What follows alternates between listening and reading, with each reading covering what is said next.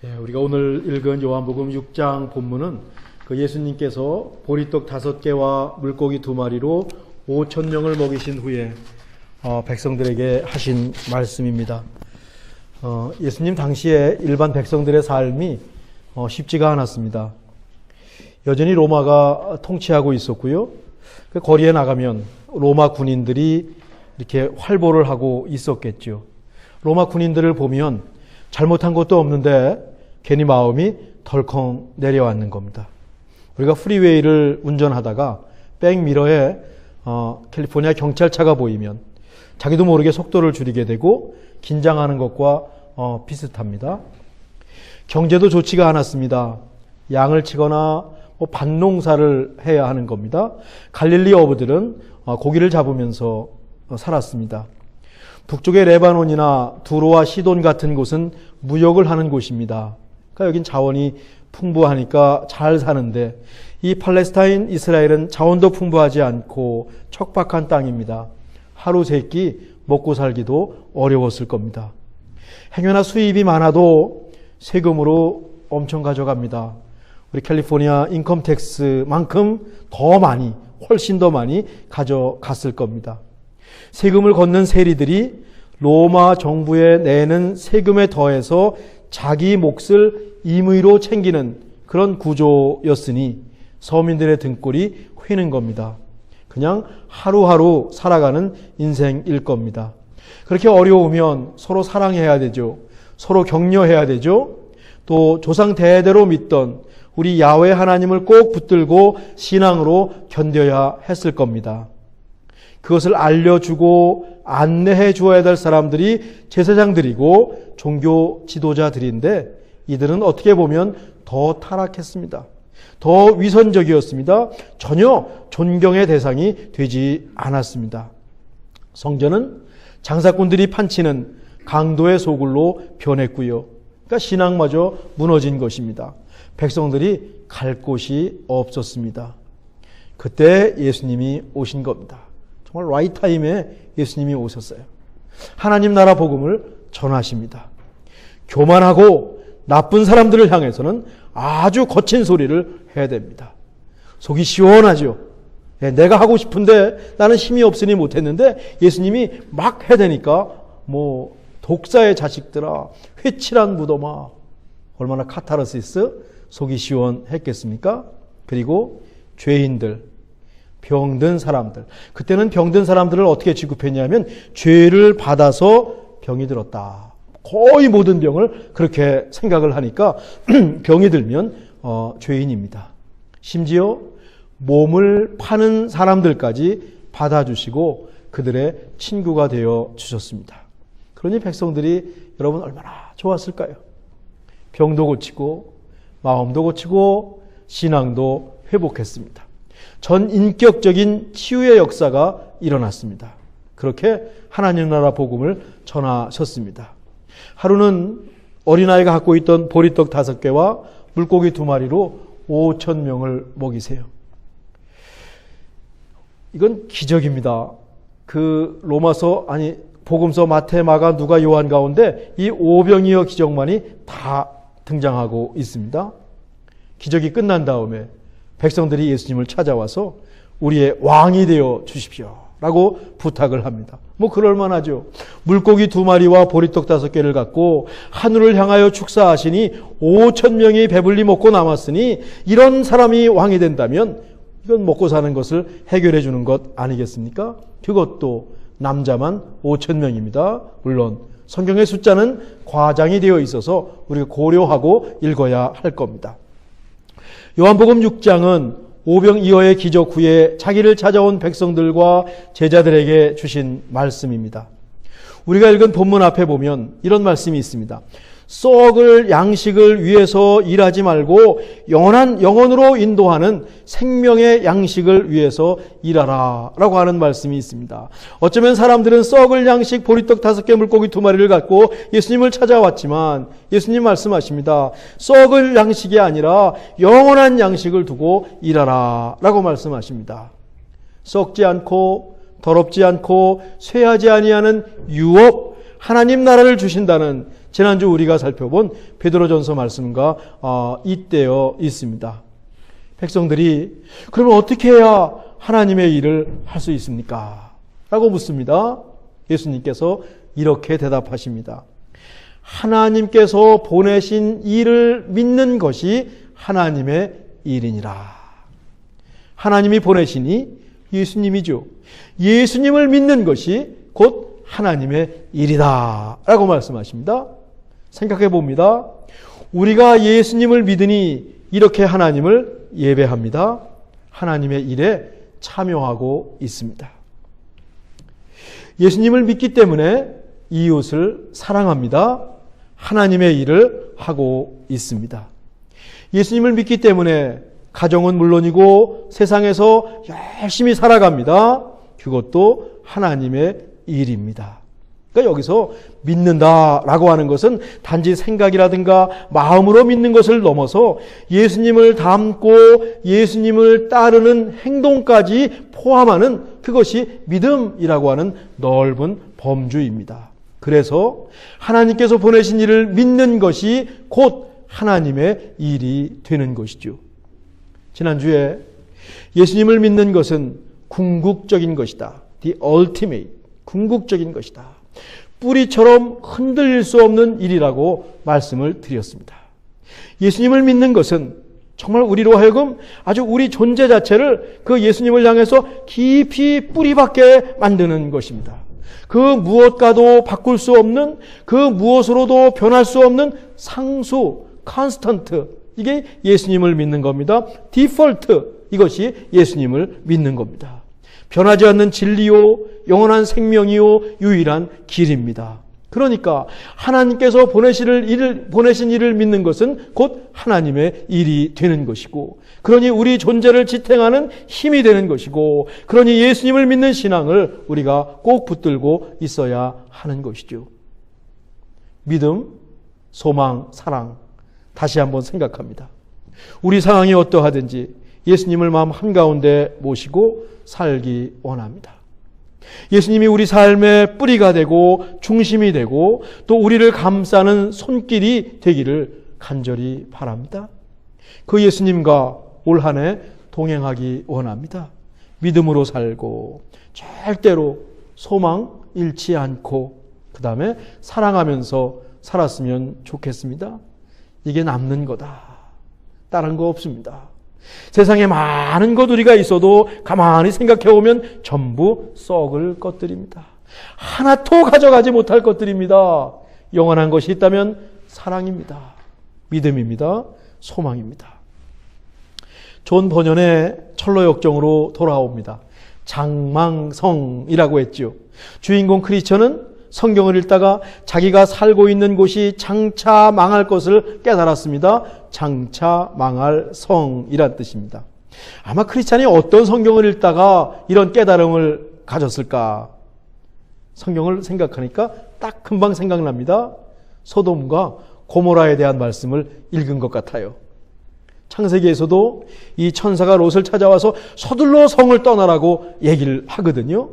그 말씀을 자기가 사는 세상에 대입하니까 겁이 날 수밖에요. 얼른 떠나야 하는 겁니다. 크리스천이 떠나는 모습을 보기 위해서 동네 사람들이 다 모였습니다. 어떤 사람들은 손가락질을 하면서 비웃습니다. 저런 바보가 있나. 이렇게 좋은 세상을 두고 왜 사서 고생을 하느냐라고 하는 것입니다. 이렇게 좋은 세상을 두고 이 시간에 왜 우리가 예배를 드립니까? 예수님 때문인데 그것을 모르면 참 헛된 사람들이다. 이 좋은 세상에 뭐 그때나 이때나 마찬가지입니다. 또 어떤 사람은 가지 말고 우리랑 같이 있자. 가면 고생이다 라고 하면서 지금도 늦지 않았으니까 그냥 머물러 살라고 얘기하는, 진심으로 얘기하는 사람도 있었을 것입니다. 모두 한마디씩 거듭니다. 크리스찬은 말씀으로 확신을 가졌기 때문에 길을 떠나죠. 그때 갑자기 두 사람이 크리스찬을 따라가겠다는 겁니다. 한 사람의 이름은 뭐냐면 고집쟁이, obstinate이라고 하는 것이고, 다른 사람의 이름은 뭔가 하면 약한 사람입니다. pliable이라고 하는 온순이란 사람입니다. 다음 화면일 것 같은데, 고집쟁이는 크리스천이 어디로 가는지 알아보고 싶다는 호기심이 발동해서 따라 나섰는데 이 좁은 길을 간다고 하는 말을 듣자마자 그냥 냉큼 뒤를 돌아서서 마을로 돌아갑니다. 이 마음이 약한 온순 씨는 크리스천을 따라갑니다. 마음이 약하잖아요. 유약하잖아요. 어떻게 이 사람 두고 가? 고집쟁이도 떠났는데 아마 크리스천이 혼자 떠나는 것이 무거운 짐을 지고 혼자 떠나는 것이 불쌍해 보여서 플라이어블 이 마음 약한 온수는 따라 나섰을 겁니다. 그런데 이 두 사람 앞에 늪이 나타납니다. 스왑프. 늪이 나타납니다. 발을 들여놓으니까 쑥 빠져들어가는 겁니다. 온순 씨는요, 마음은 착해도 의지가 약해요. 힘이 없어요. 간신히 늪에서 막 빠져나오더니 역시 집으로 돌아갑니다. 이제 크리스찬 혼자서 그 늪을 건너야 합니다.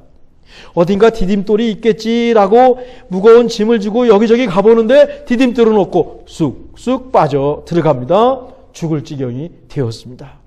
큰일 났습니다. 못 빠져나오는 겁니다. 그때 크리스찬을 도와줄 헬프, 도움이 나타나서 늪에서 꺼내주지요.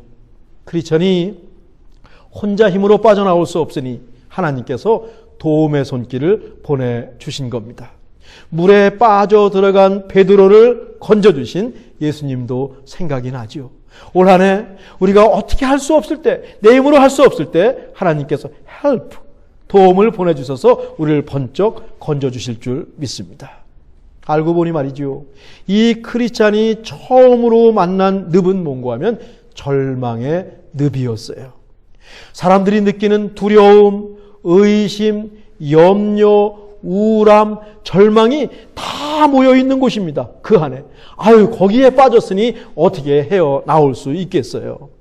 하나님께서 도움의 손길을 보내주셨습니다. 얼마나 감사한지요. 하나님께서 보내주신 도움의 손길이죠. 절망의 늪을 빠져나와서 평원을 걷습니다. 근데 혼자예요. 근데 양복을 아주 깔끔하게 차려입은 신사가 다가오고 있어요. 학식도 많습니다. 지혜도 다 갖춘 세속 현자라고 번역을 했는데 영어로 미스터 월들리 와이즈맨이라고 하는 사람입니다. 그 사람이 크리스천에게 어디를 가는지 무엇을 위해서 가는지 물어봅니다. 크리스천이 다 얘기를 해줬어요. 이렇게 돼서 내가 지금 길을 떠났습니다. 혀를 찹니다. 지금도 성경을 믿느냐? 차라리 나를 따라와라. 요즘 같은 세상에 무슨 믿음을 이야기하고 하나님을 이야기하고 세상이 망하는 종말을 이야기하느냐라고 하는 것입니다. 도덕적으로 착하게 살면 돼. 그럼 구원도 받을 수 있어. 행복할 수 있어. 사람들이 얼마나 존경하는지 아냐. 자기가 사는 세상에 가면 율법이란 사람이 있고 legality, 예의범절, civility라고 하는 사람이 있는데 그들을 도움을 받으면 아주 멋지고 근사하고 세상에서 존경받는 삶을 살게 될 거야. 생각해 보니까 크리스찬이 혼자 길을 걷다 보니까 내가 바른 길을 가고 있는지, 야, 이거 어리석은 짓을 하고 있는지 생각이 막 많아졌거든요. 믿음이 좀 흔들렸거든요. 근데 바로 그때 미스터 와이즈만이 나타나서 세상 지식으로 상식으로 그를 유혹한 겁니다. 그럴듯하잖아요. 보이지 않는 것을 믿는 것보다 훨씬 멋있어 보입니다. 크리스천은요, 발길을 돌려서 이 미스터 와이즈만이 알려준 세상적으로 완벽한 분이 산다는 집으로 갑니다. 집 앞에 갔는데 바위로 된 집입니다. 가파른 언덕입니다. 옆에는 골짜기가 있습니다. 와, 저기를 올라가야 그 지경의 경지에 오른다는 겁니다. 크리스천이 생각해 보니까 이건 못한다. 행함으로 구원을 받는다고? 율법으로 구원을 받는다고? 내가 예의를 가지고 살면 구원을 받는다고? 아차! 내가 잘못 생각했지. 성경에 이런 말은 없는데. 자신의 한계를 깨닫고 다시 좁은 길로 돌아옵니다. 드디어 크리스찬이 전도자가 알려준 좁은 문에 도착했어요. 여기 오니까요, 마음씨가 좋은 굿윌, 선이라는 분이 크리스찬을 반겨줍니다. 얼마나 수고가 많았냐고. 자, 와서 저기 반갑다고 두루마리를 하나 줍니다. 그리고 이렇게 가라고 길을 알려줘요. 곧게 뻗어 있어요. 곧게 뻗어 있는데 좀 좁습니다. 다른 사람들은 다 넓은 길로 가는데 곧게 뻗어 있기는 한데 참 좁습니다. 그리고 이제 그 길을 가다가 오늘 설교의 마지막 장소인 해석자, 인터프리터가 살고 있는 집에 도착합니다. 해석자라고 번역하지만 앞으로 크리스찬이 가야 할 길을 알려주는 그런 안내자예요. 솔직히 크리스찬은 성경을 읽다가 자기가 살고 있는 마을이 소돔과 고모라처럼 될 것이라는 말을 듣고 그냥 떠났어요. 그냥 떠났습니다. 무작정 떠났습니다. 어디로 가야 하는지, 어떻게 가야 하는지 아직 지식이 부족해요. 좁은 문에서 두루마리를 받았는데 그 뜻을 분석해주고 그 뜻을 해설해주고 해석해줄 사람이 없었는데 바로 지금 이 라이트 타임에 해석자를 만나게 된 것입니다. 딱 맞는 안내자를 만났어요. 여러분, 길을 가면서 누구를 만나느냐, 이건 너무너무 중요합니다. 우리 아이들이 티인이 되었습니다.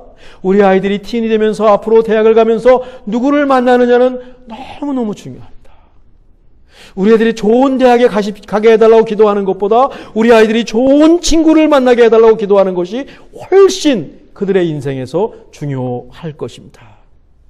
어떤 사람의 말을 듣느냐, 어떤 사람을 멘토로 삼느냐, 어떤 사람들과 어울리느냐가 얼마나 중요한지 저희는 익히 알고 있죠. 올 한 해 참비 식구들이 걷는 길에서 정말 참되고 귀한 동지들을 많이 만나시기를 저는 목회의 자리에서 기도하겠습니다. 이 해석자라는 분이 크리스천을 먼지가 가득 쌓여있는 넓은 객실로 데리고 가는 거예요. 먼지가 소복이 쌓여 있어요. 하인 한 명이 오더니 빗자루를 들고 그 먼지를 쓸기 시작합니다. 어떻게 되었을까요? 먼지가 다 일어나가지고 이 객실이 먼지 천지가 되었습니다. 그전에는 먼지가 있는지도 없는지도 몰랐어요. 빗자루로 드니까 먼지가 눈에 보이게 되었습니다. 큰일 났어요. 그랬더니 다른 하인이 오더니 거기다 물을 쫙 뿌립니다. 물을 뿌리니까 먼지가 다 가라앉죠. 그 다음에 깨끗하게 청소를 했습니다. 해석하는 사람이 이게 무슨 뜻인지 알려줘요. 한 번도 청소를 하지 않아서 먼지가 쌓인 객실은 예수님을 믿기 전에 사람의 마음입니다. 거기에 빗자루질을 하니까 먼지가 공중에 떠올라서 더 혼란스러워졌습니다. 방을 쓸기 시작한 사람이 율법입니다. 율법은 우리를 구원하지 못합니다. 마음을 더 힘들게 합니다. 먼지가 있다는 것을 보여줄 뿐입니다. 그 다음에 물을 뿌려서 먼지를 가라앉혔는데 그것이 바로 복음입니다. 복음이 들어와야 마음이 청결하게 정돈되고 영혼까지 깨끗해질 수 있습니다. 우리의 부족함, 지저분한 곳을 청소할 수 있는 것은 예수 그리스도의 복음입니다. 지금 율법과 복음의 차이를 배웠습니다. 다음 방으로 가요. 다음 방으로 가니까 두 소년이 이렇게 앉아 있어요. 한 소년의 이름은 욕망, 패션. 한 소년의 이름은 인내, 페이션스입니다. 어떤 사람이 이 두 소년 앞에 금은 보화를 쫙 뿌려놓습니다. 우리식으로 하면 $100짜리 빌을 쫙 뿌려놓습니다. 이 욕망이 눈이 벌게 져가지고 그냥 그 돈을 다 움켜쥡니다. 그러더니 밖으로 나가서 그 돈을 전부 써버립니다. 얼마 후에 누더기 옷을 입고 처량하게 다시 돌아왔습니다. 누가복음 15장의 탕자죠. 욕망은 세상을 따라가는 사람을 뜻하고 있습니다. 인내, 페이션스는 가만히 보고 있어요. 가만히 보고 있습니다. 이것보다 더 좋은 것이 있는데, 돈보다 더 좋은 것이 있는데 어찌 그 돈을 갖고 싶지 않겠습니까? 참습니다. 참습니다. 마지막 날 욕망이 누더기 옷을 입고 있을 때 인내는 영광의 옷을 입을 것입니다. 욕망을 따라 서둘러 살 것인가, 아니면 인내하면서 참고 기다릴 것인가. 크리스찬은 어떤 길이 바른 길인지 해석자를 통해서 알게 되었습니다. 배우는 것이 이렇게 중요해요. 또 다른 방에 가니까 벽난로에 불이 활활 타오르는 겁니다. 마귀는요, 그 마귀가 그 불을 끌려고 물을 계속 뿌립니다. 그런데 이 불이 꺼지질 않는 거예요. 참 신기하다. 해석자가 이 크리스찬을 벽 뒤로 데리고 가는데 그 벽 뒤에 가보니까 예수님께서 계속 거기다가 불씨를 두고 계시는 거예요. 아, 이래서 불이 꺼지지 않았구나. 마귀가 우리를 넘어뜨리려 하지만 우리는 넘어질 수가 없습니다. 마귀는 우리 신앙의 불을 꺼버리려고 하지만 절대로 이 신앙의 불은 꺼질 수가 없습니다. 예수님께서 계속해서 뒤에서 은혜를 부어주시기 때문이죠. 이제부터 크리스천이 사모할 것은 예수님의 은혜입니다. 마귀를 두려워할 것이 아니구나 하는 것을 또 배웠습니다. 또 다른 방으로 가니까 영광의 옷을 입은 사람이 있습니다. 예수님을 끝까지 믿고 순례길을 다 마친 사람이지요. 깜깜한 방으로 데리고 갑니다. 한 남자가 가슴을 쥐어 뜯으면서 괴로워하고 있어요. 이 사람은요, 원래 예수님을 잘 믿었던 사람입니다. 그 중간에 그 신앙을 잃어버렸어요. 뒤늦게 후회하죠. 기회를 놓쳤습니다. 그 모습을 본 크리스찬이 정신을 번쩍 차립니다. 야, 끝까지 예수님 믿어야지. 이처럼 해석자는 크리스찬이 순례길에서 만나게 될 유혹, 다른 길로 갔을 때 따라오는 심판, 끝까지 순례길을 간 다음에 누리는 영광에 대해서 친절하게 해석해주고 알려줬습니다. 해석자의 집을 나오면서 크리스찬이 다음과 같이 말을 하고 기도해요. 여기 이곳에서 난 희귀하고 유익한 많은 일을 보았노라. 즐거운 광경이나 무시무시한 광경이나 모두 내가 장차 겪게 될 많은 일에서 나를 안전하고 굳건하게 만들어 놓았다.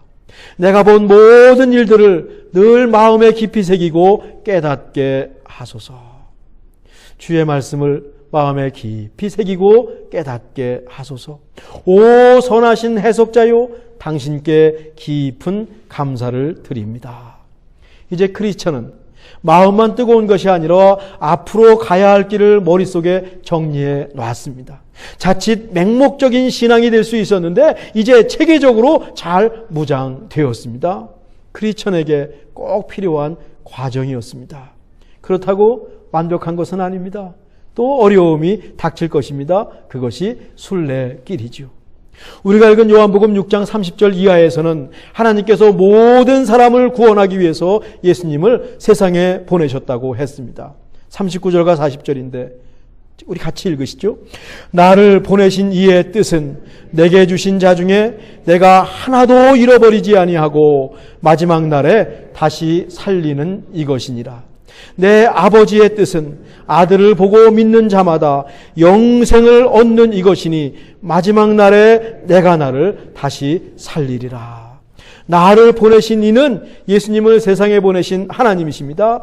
예수님을 향한 예수님 안에서 하나님의 뜻은 예수님께 오는 모든 사람을 한 사람도 놓치지 않고 전부 끝까지 구원의 길로 인도하는 것이 하나님의 뜻이요 예수님의 소명이다라고 하는 것입니다. 내 아버지의 뜻은 아들을 보고 믿는 자마다 영생을 얻는 이것이니 마지막 날에 내가 이를 다시 살리리라. 아들을 보고 믿는 자, 어떤 기준이 없습니다. 세상의 도덕과 율법에서 요구하는 그 어떤 것도 없습니다. 예수님을 보고 믿는 것입니다. 예수님을 마음에 받아들이고 예수님을 따라 사는 것입니다. 예수님을 표대 삼고 좁은 길, 주어진 길을 걸어가는 것입니다. 말 그대로 크리스찬이 되는 것입니다. 그러면 예수님께서 함께해 주십니다. 절망의 늪에서 허우적거릴 때 도와주십니다. 친구들 모두 떠나고 혼자 길을 갈 때 함께 걸으십니다. 세상에서 똑똑하다는 미스터 와이즈만이 찾아와서 예수님 믿는 거 소용없다고 이왕이면 세상적으로 멋지게 살자고 유혹할 때 다시 신앙의 길로 가도록 깨우쳐 주십니다. 중간에 선한 사람들, 정말 착한 사람들, 친구들을 보내주십니다. 절대로 우리를 버리지 않으시고 마지막 날에 살리셔서 영원한 생명을 주실 것입니다. 예수님을 믿는 신앙 안에서 누리는 놀라운 특권이요 경이요 깜짝 놀랄 일들입니다. 우리 다음 한 주간 이런 경이로움 속에 들어가기를 간절히 원합니다. 우린 이렇게 신앙의 순례길을 걸어가지요. 이것을 믿기에 우린 지금 이 순간을 힘차게 살 수 있습니다.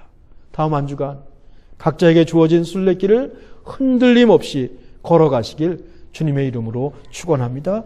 기도하겠습니다. 하나님, 우리 역시 예수님을 믿기로 결심하고 신앙의 순례길을 시작했으니 끝까지 이 길을 가게 하옵소서. 힘들 때, 흔들릴 때 주께서 도우시고 그때마다 꼭 필요한 사람들을 만나게 해 주옵소서. 올 한 해 2023년 저희들에게 만남의 축복이 있기를 간절히 원합니다. 아니, 우리도 신앙의 동지들에게 꼭 필요한 안내자가 되게 해 주옵소서. 예수님의 이름으로 기도하옵나이다. 아멘.